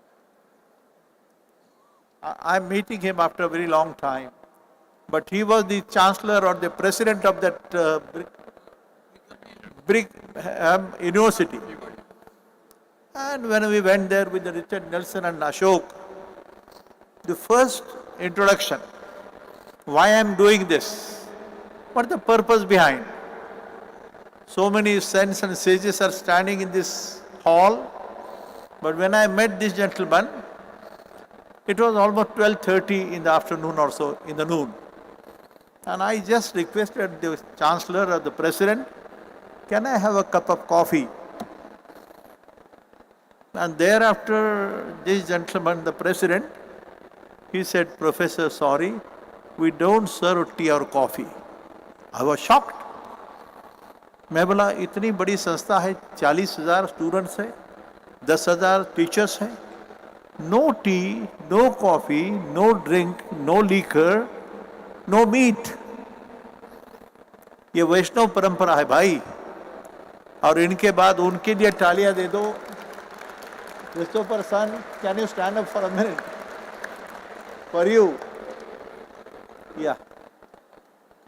मित्र हो, मी मुद्दाम आपल्याला सांगतो की असं माझ्या जीवनामध्ये मला कधीही कोणी भेटलं नाही. ही ती माणसं आहेत आणि अशोकमुळे भेट झाली. आणि जेव्हा मला असं लक्षात आलं की जगाच्या पाठीवर 7 डे अद्वैती चर्च नावाची एक संस्था आहे, तेही व्हेजिटेरियन आहेत, pure, no cigarette, no smoking. पण हे माणसं भेटली. and then I learned that there is someone who is so similar, so matching with what Indian culture stands for. भारतीय संस्कृति, भारतीय परंपरा, भारतीय तत्वज्ञान, Vedic literature. Just now Mahana Sahib spoke so well and gave the meaning of what India stands for. ये वैश्विक संस्कृति की भाषा है, वेदों की, उपनिषदों की भाषा है. गलत फहमी हुई, but these were the people who showed me a glimpse of what India would like to convey and proceed and promote.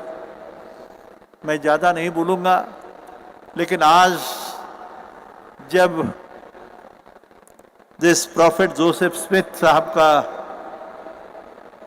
Story आपने सुना, यहाँ इस हॉल में दुनिया के only the great saints and sages, these statues of almost 24, outside भी है, totally 54. The scientists and the philosophers like Aristotle, Socrates, Plato, Kant, Hegel, Spinoza, Einstein, Newton, Faraday, Darwin, ये सारे साइंटिस्ट बाहर हैं. ध्यान में रखो, अंदर की बात सोचने वाले संत होते हैं. These are the greatest saints, the rishis and munis, who think of always the soul and the mind. शास्त्रज्ञ जो होता है वो देह और बुद्धि की सोचता है. I am grateful to you. You made a mention about education. The absolute right path can be shown only through education. Research. What type of education? It has to be a universal, value-based education system. I repeat, value-based universal education system. I told you, friends, that how can be the system be universal? Is it possible? हर देश की history अलग है, geography अलग है, भाषा अलग है, culture अलग है, तो यूनिवर्सल कैसे बन सकता है? Because the universal values of the universe, they are common. The time-tested values as कहा जाता है.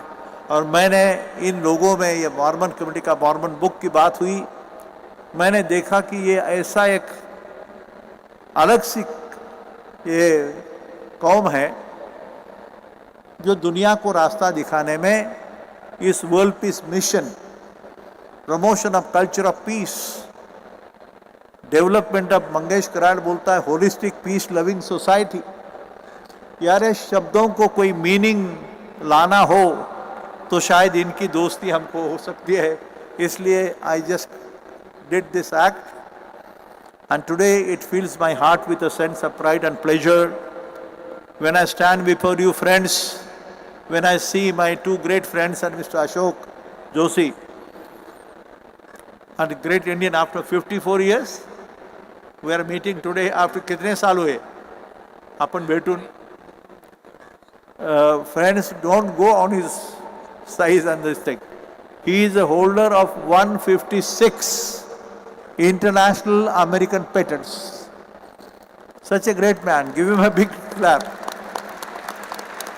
मेरे नाम पे एक पेटेंट है बस, वो भारतीय है, सिर्फ एक, और इसके नाम पे 156 patents from the Americans. And a passion and a fire. These people, what they spoke, when महाना साहब ने जो कहा, let me tell you one word, please, friends. It is not a play of words. ये शब्दों का खेल नहीं, ये दिल से आती है. It's a passion and the fire in their belly that makes them to speak. And that's the real message. पहले जन्मों का नाता होता है. मेरा पठान बैठा है यहाँ पे, कोई लोग है सामने. It's all relationship. Please try to understand. It has been said that this, इसको भाई no architect, no planner, no designer, concept कहाँ से आया, कैसे हुआ, बड़ी लंबी कहानी है. बट मैं एक बताना चाहता हूँ कि today speakers including the chief guest honourable speaker Mahana sahab, everybody was speaking with the passion and the fire in their belly. उनके मन में एक भावना है, जिद है. And they have a sense of commitment, honesty and integrity पूरा. पीस ऑफ माइंड की बात करते हैं, लेकिन मैं बहुत गौर से सुन रहा था. They had used a very great words of admiration for whatever has come up here. It is not individual's mission. It's an outcome of the blessings of Sant Gyaneshwar and Sant Tukaram, I always say. And Sant Gyaneshwar to Einstein, ये journey है, ध्यान में रखो. इसके पीछे बहुत मकसद है भाई. आपको सीखना है, मेरे स्टूडेंट्स को. Please try to understand who you are. आपके माता पिता की अपेक्षा क्या है? What is the expectation of your mother and father? What do they want really from you? ऐसी सारी बहुत बातें सीखने को मिली. ये स्टैच्यूज की तरफ देख लो भाई एक बार. If you come late in the evening alone with a dim light all over and stand before any of the statues of the greatest saints and the prophets and the men of religion and men of spirituality. Spirituality का मतलब अंधश्रद्धा नहीं. ये अध्यात्म अपनी भाषा में, it's not a blind faith. There is a confusion. The people have misunderstood possibly that this is a religious one, and koi religion ho, all religions are true and equal, and they speak the same words of wisdom. They speak the same words of the truth. Vivekananda ne kaha, religion is nothing but to perform your duty. Duty towards your mother, the father, the family, the society, the nation and the whole world. World as one family. कितनी सुंदर भाषा है. मैं इनको धन्यवाद देता हूँ, आपको भी धन्यवाद देता हूँ, लेकिन मेरा और एक फर्ज है. Can you take your seats please? Please. Roham and our another friend आए का नहीं? रोहम या कभी कभी गलती हो जाती है. तेरा बोलो कम हियर इकडे राहुल काही शाल घे जरा. मी मुद्दाम because I had forgotten and some or the other. These are the two great men.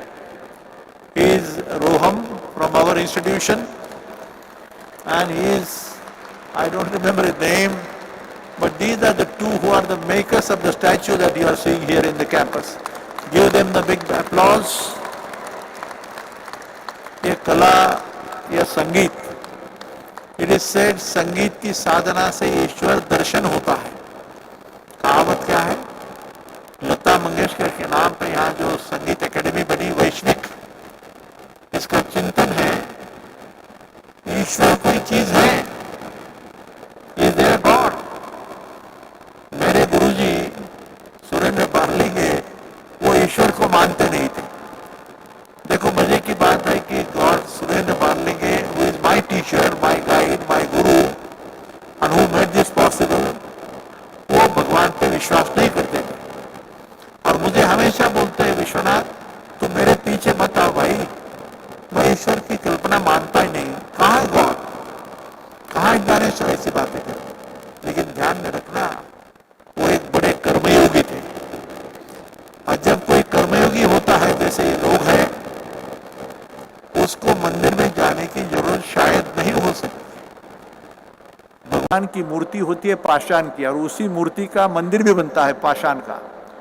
पाषाण देव पाषाण पायरी पूजा एकावरी पाय ठेवी.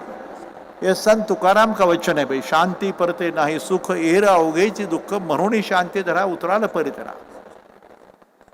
माझी अशी रिक्वेस्ट आहे सर्व विद्यार्थ्यांना आणि शिक्षकांना थोडंसं या दिशेने चिंतन करा आणि विवेकानंदाने म्हटलेलं ते भवितव्य भविष्य विश्वगुरूची भाषा संपूर्ण जगाला सुख समाधान शांतीचा मार्ग दाखवण्याचं दायित्व.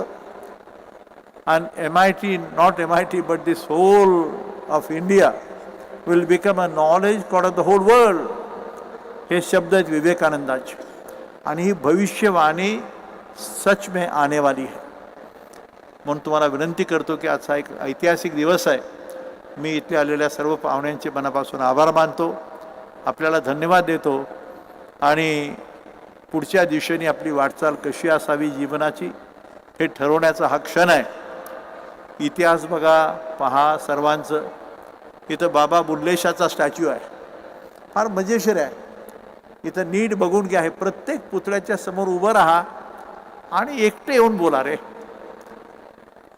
Coming seeing the dome is one aspect, observing understanding and then understanding the truth behind. और उसके बाद में है एक्सपीरियंस करो भाई, अनुभूति होती है. So you have to experience the truth, then only you can understand what is the energy behind. And that has been the mission which Mother India stands for. And I am very happy that because of Lord Christopher son and these people, my friend Ashok Joshi, we have been coming together to promote this culture of peace. The installation of this statue who are all Vaishnavites. मला आनंद असा आहे की हे सर्व वारकरी येतो, यांचं जीवन हे वारकऱ्यांचं जीवन आहे. तपासून पहा. प्रेम आदर त्याग समर्पण सगळे शब्द बाजूला राहतील, पण मला जेव्हा कळलं की ही सर्व वारकरी जमात आहे, वारकऱ्यांची सर्व लक्षणं यांच्यामध्ये आहेत आणि म्हणून त्यांना पुन्हा एकदा धन्यवाद. यांना दिलं कर ना राहुलला मी प्लीज त्यांच्याकरता टाळ्या वाजवा प्लीज.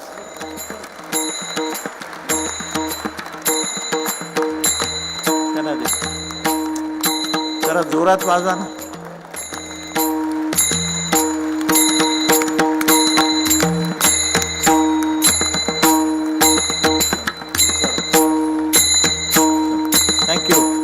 थँक्यू राहुल, धन्यवाद. चला चल रे मला बसायचं.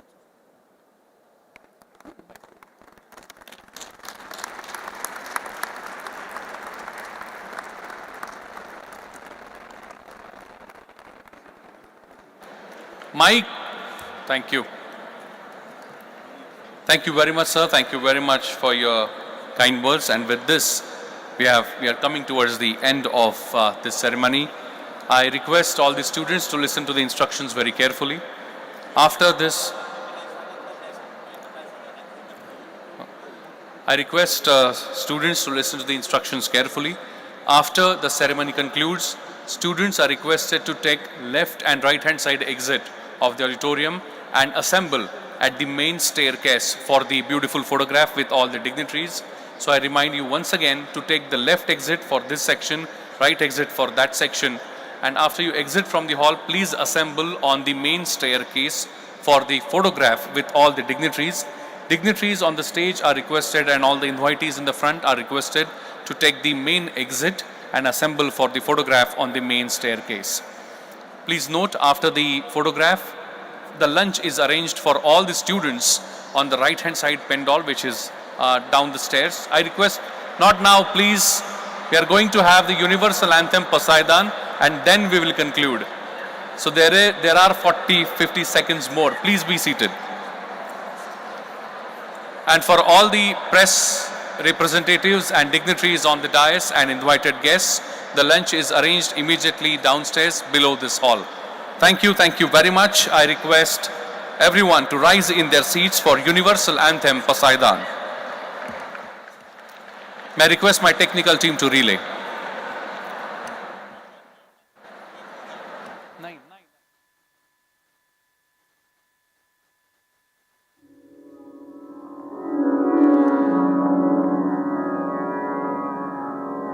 आता विश्वात्मके देवे येने वाग्यज्ञे तोषावे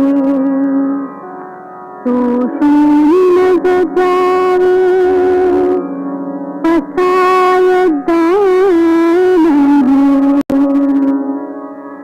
जे खळांचे व्यंकटी सांग रतिवाढ भूता परस्परे पडो मैत्र जीवांचे दुरिताचे तिमिर विश्वस्वधर्म सूर्य पाहो जो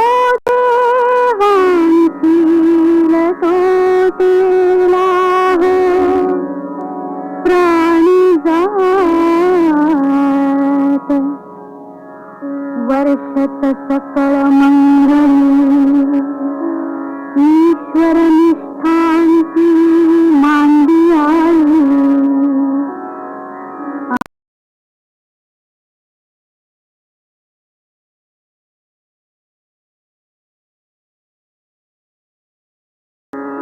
चला कल्पतरीचे आरव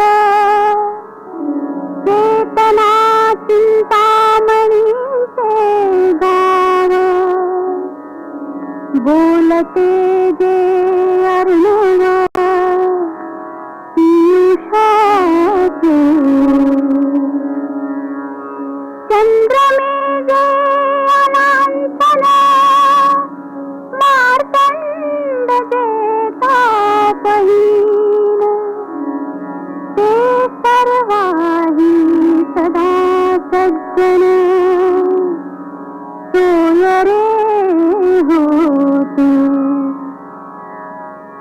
बहुना सर्व सुखी पूर्ण होई तिही लोकी भजिजो आदि पुरुषी अखंडित आणि ग्रंथोपजीविये विशेषी लोकीये दृष्टादृष्ट विजये होवे जीविये तीर्थ म्हणे श्री विश्वे